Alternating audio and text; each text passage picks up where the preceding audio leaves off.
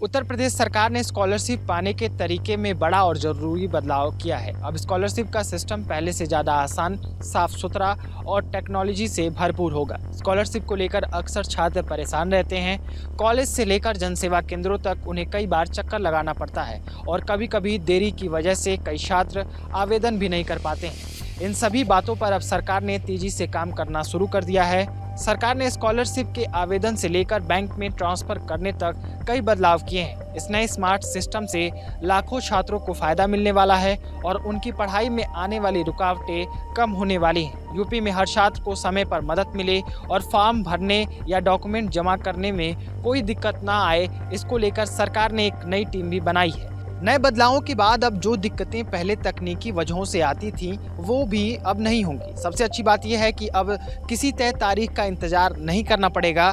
छात्र पूरे साल कभी भी आवेदन कर सकेंगे। साथ ही फर्जीवाड़ों को रोकने के लिए भी कड़े इंतजाम किए जा रहे हैं। छात्रवृत्ति से जुड़ी पूरी प्रक्रिया को और ज़्यादा आसान और बेहतर बनाने के लिए सरकार ने समाज कल्याण विभाग को इसकी पूरी जिम्मेदारी दी है। अब यह विभाग अल्पसंख्यक कल्याण और पिछड़ा वर्ग कल्याण विभाग के साथ मिलकर काम करेगा।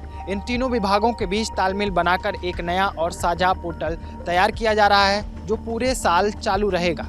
अब छात्रों को सिर्फ एक तय तारीख तक ही फॉर्म भरने की टेंशन नहीं होगी, बल्कि जब भी ज़रूरत हो वो आवेदन कर सकेंगे। इससे काफ़ी सारे छात्र जो समय से फॉर्म नहीं भर पाते थे, अब पीछे नहीं रहेंगे। नई छात्रवृत्ति प्रणाली को पूरी तरह डिजिटल और टेक्नोलॉजी फ्रेंडली बनाया जा रहा है। इसके लिए एक ऐसा नया पोर्टल बनाया जाएगा जिसमें मोबाइल ऐप की भी सुविधा होगी, जिससे छात्र अपने मोबाइल से ही सब कुछ कर सकेंगे। फॉर्म भरना, दस्तावेज अपलोड करना और नोटिफिकेशन पाना, ये सभी काम आसानी से फ़ोन पर भी हो जाएगा। दस्तावेजों की जांच भी ऑनलाइन ही हो जाएगी, जिससे समय बचेगा और प्रोसेस जो है जल्दी पूरा होगा। इसके अलावा छात्र की क्लास में मौजूदगी की जांच के लिए फेस रिकॉग्निशन तकनीक भी लागू की जाएगी। सरकार ने इन बदलावों को जमीन पर उतारने के लिए 6 लोगों की एक खास टीम बनाई है, जो लगातार काम कर रही है। इस टीम ने हाल ही में तीनों विभागों की संयुक्त मीटिंग भी की है, जहां कई सुझाव दिए गए और सभी विभागों ने मिलकर उन पर काम करने की हामी भरी। आने वाले दिनों में तीनों विभागों के डायरेक्टर्स की भी एक साझा मीटिंग भी हो सकती है और टीम भी इसकी बनाई जा सकती है, जो मिलकर इस योजना से जुड़े रुकावटों को पहचान कर हल निकालेगी और सुनिश्चित करेगी कि सब कुछ सही तरीके से चले।